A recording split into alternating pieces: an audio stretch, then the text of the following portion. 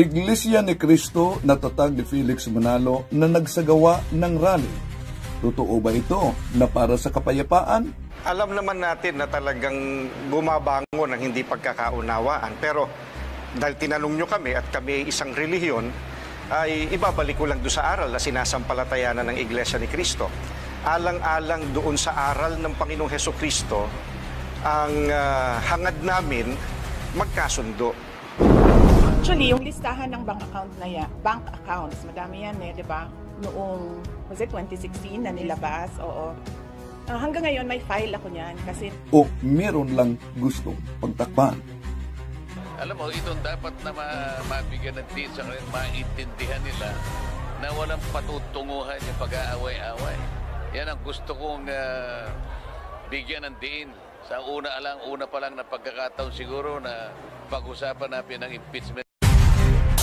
Pero nakakagulat ito.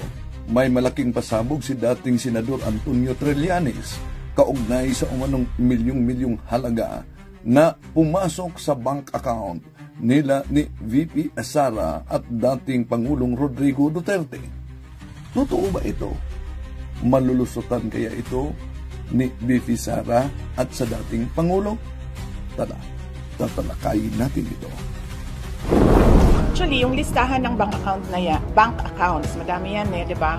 Noong, was it 2016 na nilabas? Oo. Hanggang ngayon, may file ako niyan kasi nung lumabas yan, isa-isa ko pinuntahan lahat ng bangko. At tinanong ko sila isa-isa sa mga nakapangalan sa akin at yung mga accounts. Meron talagang mga accounts doon na hindi alam ng bangko, hindi ko rin alam, pero nandoon siya sa listahan. So, tinatanong ko yung bangko, bakit may ganito? Sabi nila baka non-existent talaga yan na mga accounts. So, meron akong accounting even nung mga sinasabi nilang transactions, tinanong ko din yan sa bank. Kung matutuloy ang impeachment trial, mabubuksan na daw ang bank account sa bangko. At ano ang kinalaman ni Sammy Oy sa mga bagay na ito? Itong pasabog ni Trillanes, ito kaya ang maaaring makapagbagsak kay VP Sara Duterte? Ito ay kwento lamang noon, parang chismis lang talaga. Pero ngayon, pinatunayan na totoo daw ang mga ito. Kaya ang malaking tanong, ang mga kaalyado ni VP Sara Duterte, pati na ang relihiyong INC, natatakot ba silang ma-impeach ang Vice President? Natatakot ba sila sa pasabog ni Trillanes? Ito ang pahayag ni Trillanes. Isa sa na-discover namin na mga impormasyon, ito ay naibigay sa akin noong 2016 ay yung bank accounts ni Duterte at ng kanyang pamilya. At ang nilalaman nito ay nakakagulat. Nakita namin na daang-daang milyon ang pumapasok sa mga accounts ni Duterte. Joint account si Sara Duterte at si Pangulong Duterte. Every 6 months may pumapasok na dividendo. Buong pamilya ng Duterte ay kumikita. Lahat ito tumototal ng 40 to 55 million every 6 months. Naalala ba ninyo ang pangalang Sammy Kang-oy? Sa mundo ng politika, isa siyang tahimik pero makapangyarihang karakter. Ayon sa pasabog ni Trillanes, si Oy daw ang nagbigay ng pera kada 6 na buwan sa pamilyang Duterte. May mga ebidensya daw ito at may suporta daw na mga dokumento galing sa bangko. Ngunit ang pasabog na ito ni Trillanes, kung walang matibay na batayan at parang chismis lamang, ito'y nagbibigay ng pagkakataon ni VP Sara Duterte na linisin ang kanyang pangalan. Pero kung matibay ang batayan kaugnay sa pasabog na ito, siguro ito ang kinatatakutan ng mga kaalyado niya. Ano sa palagay niyo? Kasi umalingan, pag palaging inulit-ulit ay magmukha talaga ang katotohanan para sa ating mga kapatid na kulang ang kaalaman. Ang pagkadaya ay maranasan sa iba't ibang paraan. Pero napakasakit pag madaya tayo sa pananampalataya dahil nanganib pati ang ating kaluluwa. Viva Cristo Rey! Pro Dio et Ecclesia! Kumusta? Welcome. Ito yung lingkod, Brother Rindel Talibong, muling magkasama sa pagkakataong ito. Sige, magsagawa tayo ng survey ngayon. Ang tanong natin, pabor ba kayo na matutuloy ang impeachment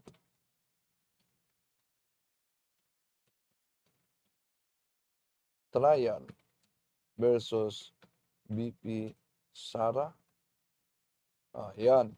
Yes or no lang yan.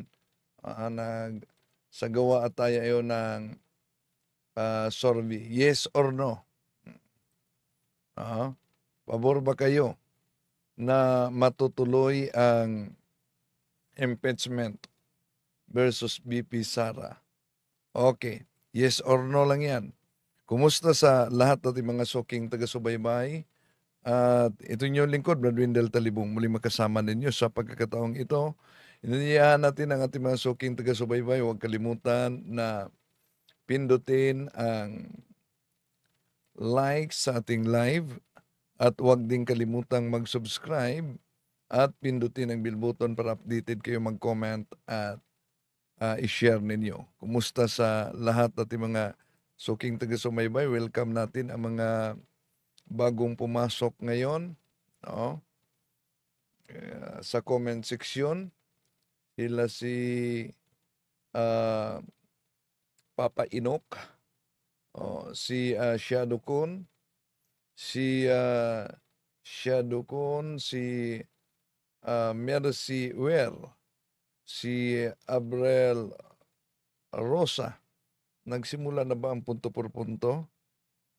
Sandali, monitor muna natin ang punto por punto. Tingnan natin nagsimula na ba. Okay. So, sa lahat natin mga suking taga-subaybay, welcome. Nagsimula na pala. Sandali. Welcome. Siguro, may nabasa ninyo diyan. Sandali, tingnan natin ang ating survey. 9% ang no, 91% ang pabor. Yan ang survey natin ngayon, no? Kumusta sa lahat diyan din sa pananampalataya at katwiran? Si Junji Rosal, maayong gabi bro.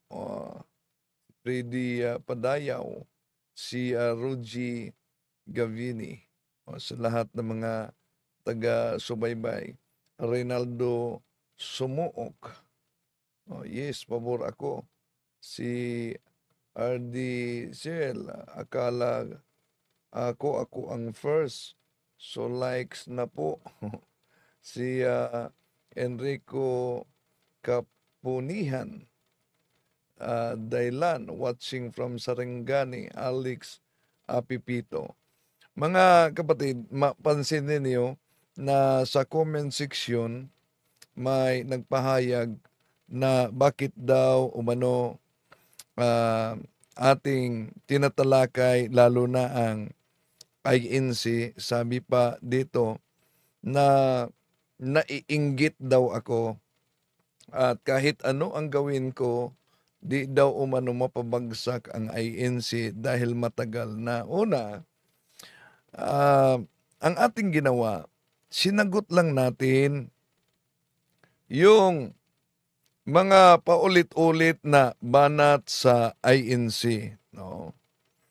Dahil ulitin natin, ang kasinungalingan pag ito'y palaging inulit-ulit ay magmukha talagang parang katotohanan, lalo na sa ating mga kapatid na kulang ang kaalaman. Halimbawa, no, palaging ginagamit sa INC, sa banat nila sa ating pananampalataya, kahit footnote, itong footnote sa kay Juan Trinidad, para pabulaanan ang aral sa Juan Kapitulo 1, versikulo 1. So ano po ba ang mabasa sa footnote? Pakinggan natin si Ramil Parba dito mga kapatid sa kaniyang pagbasa sa footnote. Isang paliwanag ng Iglesia Katolika, ito sa ating mababasa, ganito sinasabi sa footnote. Verbo at ang anak ay tinawag niyang isang uri ng banaag ng kaisipan na nagmumula sa Ama. Sana napansin nyo na ang salita o yung logos ay kahayagan ng kaisipan. Nang ang salita o logos ay hindi pa ipinahayag o hindi pa lumalabas sa bibig ng Diyos, ito ay salita na nasa isip kayo. Ayan. Yan ang paliwanag nila sa pagkuha nila sa footnote dito. Pinag-chap-chap, no? At sinabing verbo, salita, dahil isang uri ng banaag na nagmula sa kaisipan ng Ama. Pero alam nyo ba, ano ang nakasulat talaga? Dahil pinatunayan nila na ang ating Panginoon Jesucristo ay hindi daw Diyos. Ito ang nakasulat kasi mga kapatid. No? Kita ninyo, ang binasa ni Parba, itong sa baba na bahe, ito, at ang anak ay tinawag niyang isang uri ng banaag na kaisipan na nagmumula sa Ama. Statement yan ni Santo Tomas de Aquinas. Pero napansin nyo sa itaas na bahin, bahagi, yon may iniwasan. Ito ang mabasa natin. May bagis dyan. Ginamit ni San Juan ang pananalatang verbo upang maipakilala niya ang walang hanggang pagka-Diyos ni Jesus. Yun ang mabasa mga kapatid. Pero pansin nyo, magaling talaga.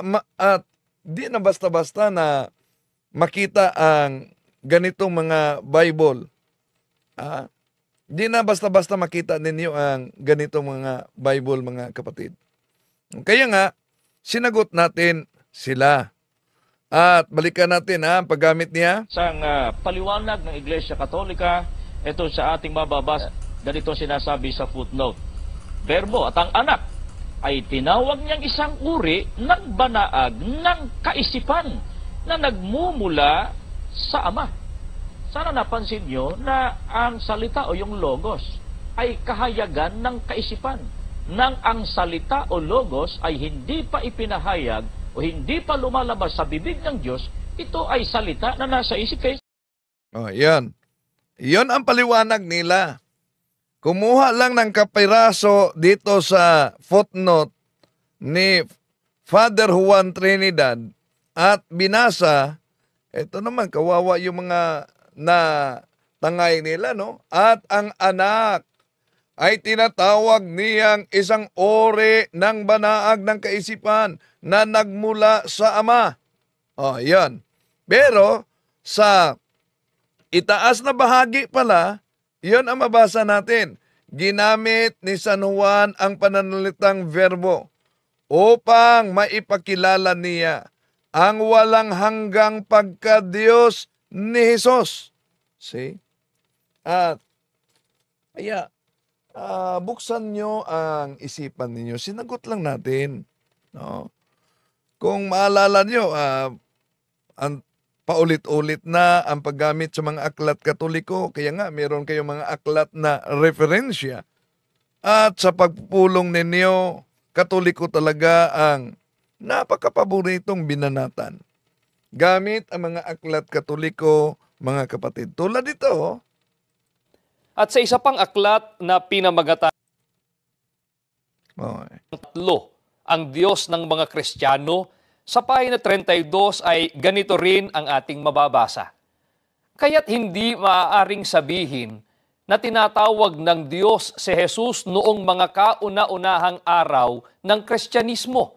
Batay sa mga aklat na binasa natin, na sa kaisipan ng mga unang Kristiyano ay walang doktrina ukol sa pagka-Diyos ni Kristo. Yan, walang doktrina sa pagka-Diyos ng ating Panginoong Hesus. Ayon sa kanila. Pero alam nyo, ito ay pinutol din. Ito ang mabasa mga kapatid. So sa baba na bahagi, ito ang binasa niya kung makita ninyo sa second paragraph. Kaya't hindi maaring sasabihin na tinatawag ng Diyos si Hesukristo noong mga kauna-unahang araw ng Kristyanismo. Pero alam niyo, merong iniwasan sila. Una, babasahin muna natin yung sa itaas na bahagi. Si Jesus ang Panginoon sa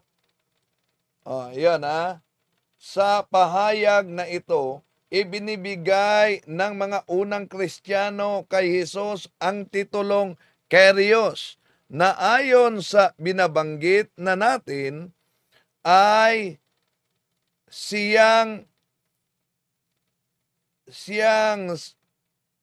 saling ginagamit sa Septuaginta para sa pangalan ng Diyos na Yahweh o Adonai. Nagkaroon ng utay-utay na pag-unlad sa pag-unawa sa pagiging Diyos ni Jesus at ginagamit ang titulong Diyos para sa Kanya. So napansin nyo? Pero ang ginagamit nila, ito lang na second paragraph. Kaya hindi maaring sasabihin na tinatawag ng Diyos si Jesus noong mga kauna-unang araw ng Kristyanismo. Tapos pinutol na. Pero may mga karugtong na iniwasan. Magaling talaga sila mag-research sa mga aklat. Kaya kung naalala ninyo, yung pinasok kami ng kaanib ng INC, ito ang bahagi.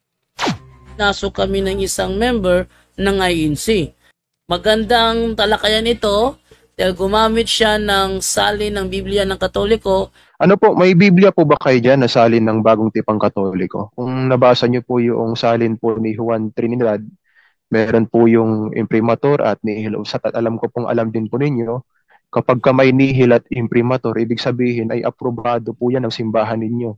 Sabi po doon sa Biblia po na footnote po or interpretasyon ng pari po ninyo, yung 12:1, hindi raw yun si Maria o ang mahal na birhen daw po ninyo. Nabatid niyo po ba yun o alam niyo po ba yun patungkol sa bagay po na yun? Pero pinutol niya.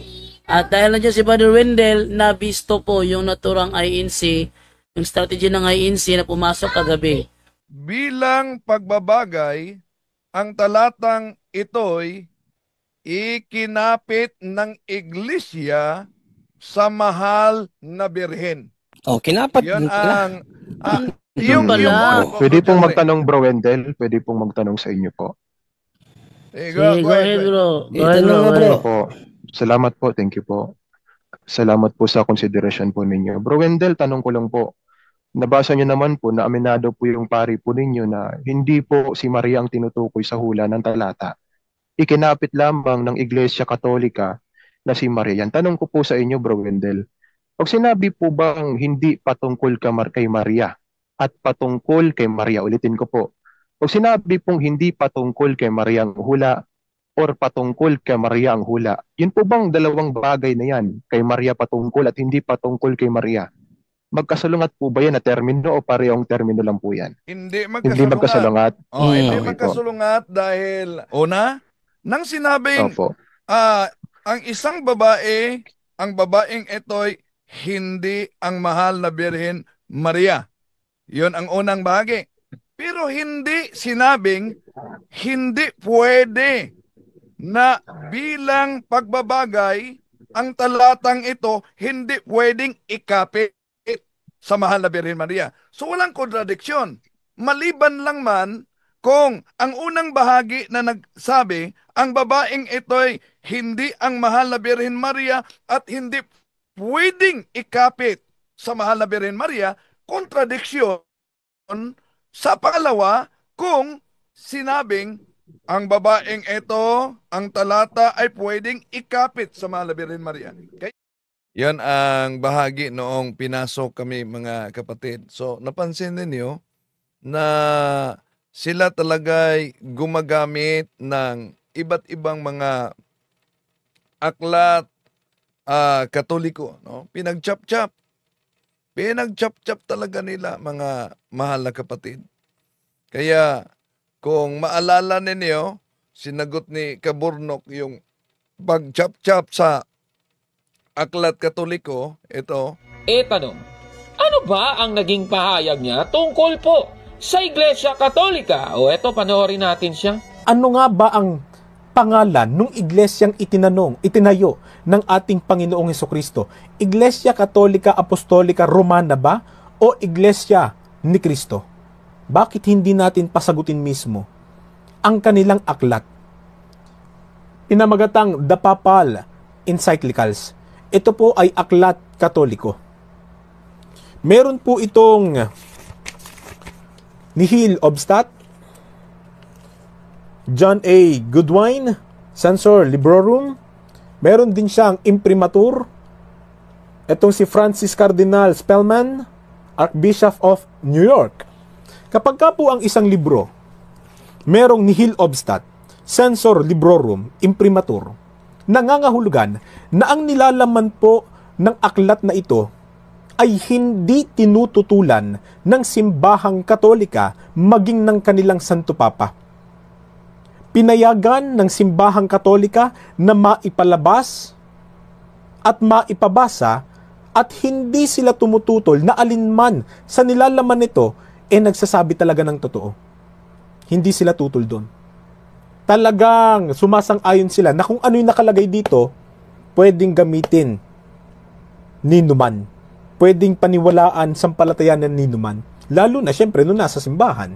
Di po ba? Tungkol sa iglesyang itinayo ng ating Panginoong Hesukristo, ano kaya yung iglesia? Pangalan ng iglesia na yon na kung saan ay itinayo nga ng ating Panginoong Hesukristo. Dito po sa page 153, babasahin ko na sa inyo, ganito po ang sinasabi. That is to say, the Church of Christ, Iglesia ni Cristo, which has been divinely instituted for the sake of souls and of eternal salvation. Church of Christ, Iglesia ni Cristo, ay itinatag alang-alang sa mga kaluluwa at walang hanggang kaligtasan. Bakit ba nagtayo ang ating Panginoon Hesukristo ng iglesia? Hindi ba para sa kaligtasan ng mga tao? Sa kapakanan ng kaluluwa ng mga hinirang niya? Sa makatuwid, sumasang-ayon ang simbahang Katolika na yung pangalan ng iglesia na itinatag ng ating Panginoong Hesukristo para sa kaligtasan ng kaluluwa ng mga tao, ang pangalan nun Iglesia ni Cristo at hindi Iglesia Katolika Apostolika Romana na parang jeepney assembled niya. Aba, grabe naman talaga itong taong ito.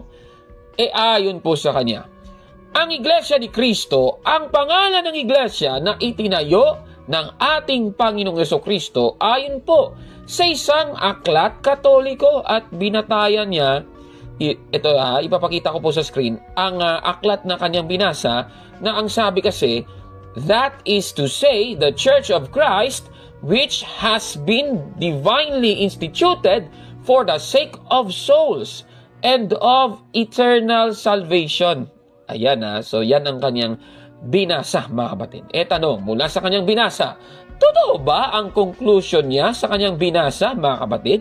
Susuriin natin ang aklat na kanyang ginamit, mga kapatid.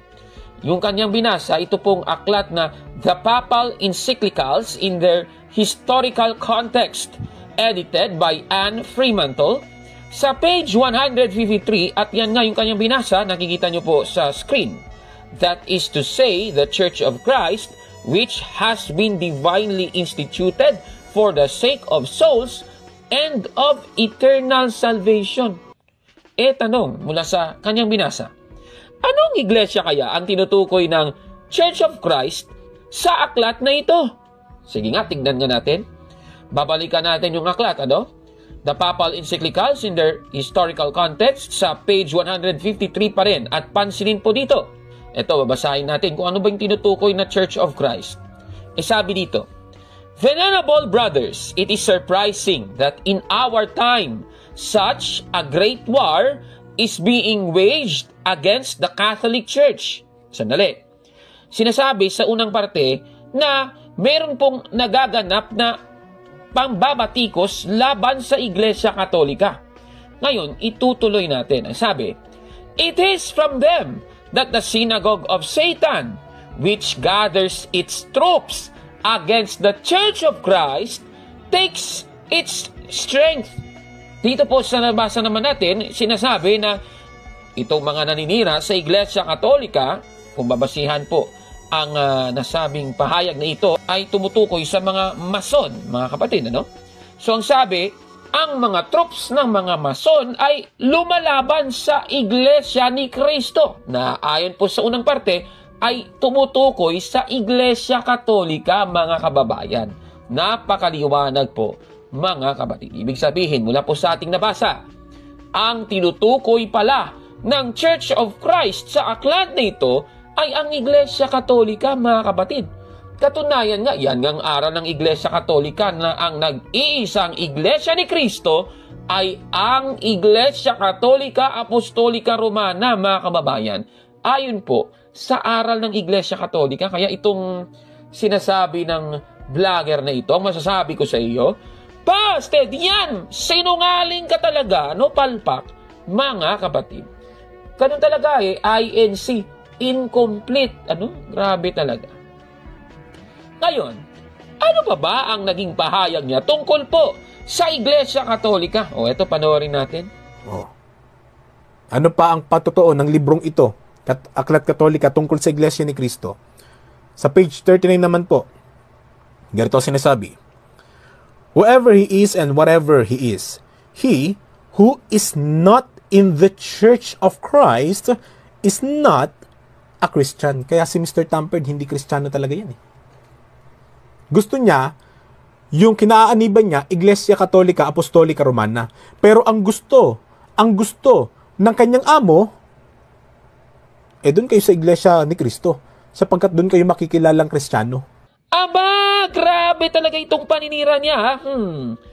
Ayon sa kanya, ang nasa labas ng Iglesia ni Cristo daw ay hindi mga Kristiyano ayon sa aklat. Parang pinapalabas niya na sila itong tinutukoy na Iglesia ni Cristo. Grabe naman ito, ha. At yung pinagbatayan niya, yung parehong aklat pa rin, na ang sabi kasi, "Whoever he is and whatever he is, he who is not in the Church of Christ is not a Christian." Diba? So yan ang sabi. Tanong, yung conclusion ba niya ay tama at totoo? Titignan natin yan, mga kapatid. Muli, susuriin natin ang aklat na kanyang ginamit. Babalikan natin yung aklat na kanyang pinagbatayan, yung The Papal Encyclicals in their historical context. Ngayon naman ay sa page 39 at nakikita nyo po sa screen yung kanyang binasa. Ngayon, yung gagawin natin, itataas po natin at base po sa buong konteksto ang pahayag na binasa nung vlogger ng Tinig ng Karunungan daw ay ito pala ay galing kay Saint Cyprian. Alam naman ninyo sa Iglesia ni Cristo ni Manalo, wala namang kinikilalang Saint Cyprian dyan. Naku naman, grabe talaga. Tapos naniniwala pa sila kay Saint Cyprian. Ano ba naman yan? Ngayon, pabasahin natin yung pahayag ni Saint Cyprian. Ito ang kanyang sabi. "Originated also in the tales invented by the apostates." Ibig sabihin, may mga apostates. Ano ba yung apostates? Di ba yung mga naninira at nagbabago ng pananaw tungkol sa Iglesia Katolika na ngayon ay nasa labas na ng Iglesia Katolika. Di ba ganun yun? Apostates nga eh.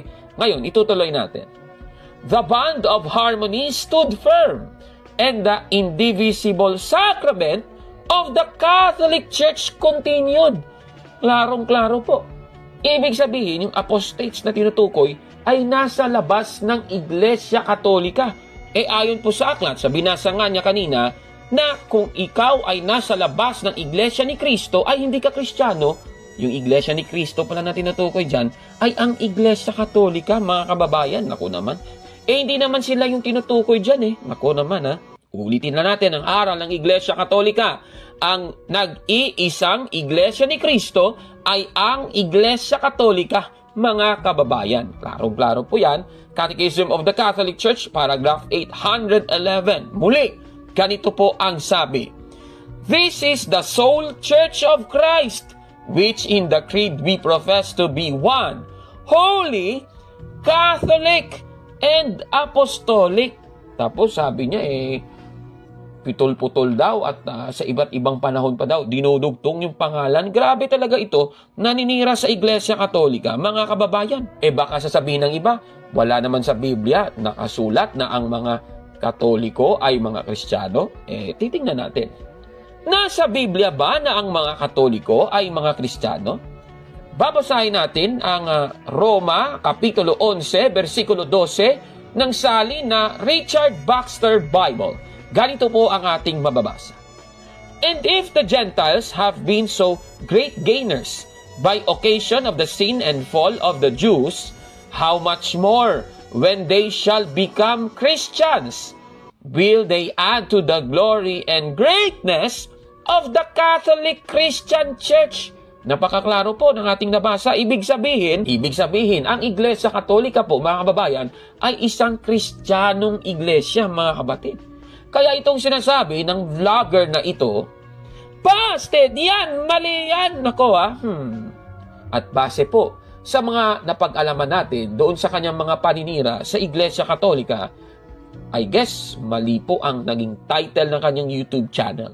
Sabi niya, tinig ng karunungan, parang baligtad ata ng karunungan yung kanyang mga ginagawa. Sige nga, tanungin nga natin ang mga ministro ng mokong na ito kung ano ang baligtad nung salitang karunungan. Eto, panoorin natin. Dito'y may karunungan. Pakiulit, ang dinig, baka marinig nila, dito'y may kabobohan. Ang dinig, baka marinig nila, dito'y may kabobohan. Ang dinig, baka marinig nila, dito'y may kabobohan. Di ba nakalagay? Ang nakasulat ay dito'y may karunungan. Kitams. So, hindi pala tinig ng karunungan. Dapat, tinig ng kabobohan. Ulitin natin, hindi po galing sa akin yan, Galing yan sa ministro mo, mokong na ito, At saka, sadali, kung kayo po ay nanonood sa kanyang YouTube channel, meron po siyang aklat sa world history. Ayan, nakikita nyo sa screen, grabe, Meron pang background na nakalagay, world history. Tanong, ano ba ang sabi ng kasaysayan tungkol po sa kanilang iglesia? Babasahin natin ang aklat na The New International Dictionary of the Christian Church ni J.D. Douglas, 1978 edition. Sa page 776, ganito po ang ating mababasa, ililiwat na natin sa Tagalog. Ang Pilipinas ay gumawa ng sarili nitong mga kulto. Higit sa lahat, ang Iglesia ni Cristo o Church of Christ na itinatag noong 1914 ni Felix Manalo at nang aangkin ng ilang milyon. Klarong-klaro po ng ating nabasang ito. Una, ang Iglesia ni Cristo na kanyang kinahaniban, kulto daw ayon sa aklat kasaysayan. Pangalawa, ito daw ay itinayo ni Felix Manalo noong 1914, mga kapatid. At kung hindi mo sinasang-ayunan ang karunungang ito, base sa aklat kasaysayan, sabi po ng Biblia, tandaan, makikita ang kamangmangan at kabobohan nga, parehas lang naman yon sa taong walang alam, mga kapatid. Naku, kawawa naman itong vlogger na ito na naninira sa Iglesia Katolika. Baka siya na yung susunod kay Cesar Seneta na dahil sa ating pag-e-expose, ngayon wala na siyang bagong video kasi takot siya kay Caborno kasi talo siya palagi. At wala na din si Tinig ng ano yun? Wala na siyang mga video. Tinanggal niya yung mga video. Yung pagsasagutan namin, tinanggal niya. Kaya sa mga kapatid natin na nagsubaybay, sa mga nagkukomento kung bakit ang INC ang palagi nating sinagot, alam niyo naman, magaling mag-magic. Naalala niyo yung debate namin ni Parba? Ito, debate namin. Pero ang mastermind, at tungkol sa inyong libro, gusto na po, they altogether fantastic to say that the remote beginning, they altogether fantastic to say. So, ang pagbasa niya, di altogether fantastic to say. Wala ba silang takot na ang aklat na yan, ito, Ano nakasulat? The altogether ba? Ito ang nakasulat mga kapatid. It is not altogether fantastic to say that the remote beginnings of the Catholic Church go back to the terrible day when Lucifer flung against heaven's sky his banners of revolt. Yon. Pero noon pa man ginagamit na nila ito. At para sa inyong libro, gusto na po, they altogether fantastic to say that the remote beginning, they altogether fantastic. So kung wala kang kopya sa aklat na ito, di po ba? Sila ang palaging nagsasabi na mandaraya daw tayo dahil may nabasa sa isang salin sa Biblia. Ngayon, pansinin ninyo, anong ginawa nila? Hindi lang yan. Kahit na yung binanggit ni Kabornok na si Cesar Sinita, ano nangyari? Di po ba na discover kung ano ang ginawa ni Cesar Sinita? Yung Biblia pinagtakpan na may takip. Talagang dinikitang ko raw. Dikit. Ito. Bueno, bubuksan natin Titingnan natin yung... Pakita natin yung malaki na bahagi mga kapatid. Dahil nag-react siya na sa unang video niya, wala umanong dikit. Pero klarong-klaro, may palusot siya. Ito. Apokalipsis 13:18. Tingnan natin kung may dikit. Ayan. Ito po ang lugar na yun. Ito po. Ayan po yun. Ayan po yun. Kung may dikit man yan, hindi ako ang may gawa. Defensor Katoliko nun, si Mr. Rolly Tesorero, siguro. O di kaya, baka si Monsignor Abriol din. Kasi si Abriol noon buhay pa. Inyo, talibugok. Ayan, mga kapatid, no? Dahil na booking. So, kaya nga, wala tayong tigil sa pagsagot sa mga aklat na ginagamit. Imagine, wala pa silang sagot, mga kapatid. May challenge tayo. Ano yung challenge natin? Di ba, ang aklat na ito ginagamit nila, umabot sila, lagbas ng pahina. Bakit? Balikan natin wala talaga silang sagot dito. Ito, ang aklat na ginagamit. Balikan natin ang kanilang ministro, mga kapatid. Ito. Sa aklat po nila na pinamagatang ang aking Birhing Mariang tagapamagitan, sa pahina 63 ay ganito naman ang nakasulat. Mahabag ka, inako, dito sa iyo na nagnanasang ikaw ay sambahin, igalang at purihin ng buong pag-ibig sa lahat ng bagay, sapagkat Diyos kang maawain at makapangyarihan sa lahat. Narinig ho ninyo, binasa lang ho natin ng aklat ng Iglesia Katolika. Ayan. Kaya ang tanong, bakit ito ang binasa daw nila, nakaabot ng pahina 63, na nauna nating pinakita sa inyo mga kapatid para sa mga nagsusuri. Walang pahina 63 hanggang pahina 18 lang ito. Mula sa pahina 1 hanggang pahina 18. Wala nang 19. Pero ang ginagamit nila pahina, so dami ng mga aklat Katoliko na ginagamit nila na binuking natin. So, yung ibang mga nagkukomento ay nagpahayag na ng galit dahil sa pagsagot natin. Well, sagutin lang ninyo, no? Dahil sa matagal ng panahon na yun talaga ang ginagawa ninyo, yan, sinagot lang natin. To make his message known is our responsibility. So here we are to pledge our lives to the